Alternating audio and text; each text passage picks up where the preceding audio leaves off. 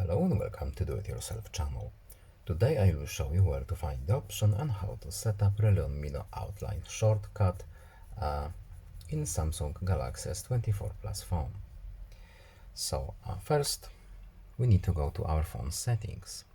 Then in settings we need to go to the accessibility options menu, and then at the top we have vision enhancements. In vision enhancements we have Mino outline function. We have the switch on the right, as you can see, to turn it on or off, and when we open this menu here, we have the options to change color and outline thickness, and here is our shortcut. So we can enable it by tapping it once, and here we have a few more options. So we have the accessibility button that we can see on the right here.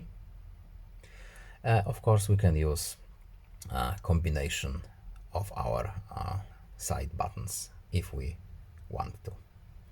And to turn it off, we simply can disable this option here, and now all shortcuts are off.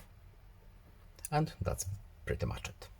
I hope this video was helpful to you. Please leave a like and subscribe. Have a nice day and see you in the next video. Goodbye.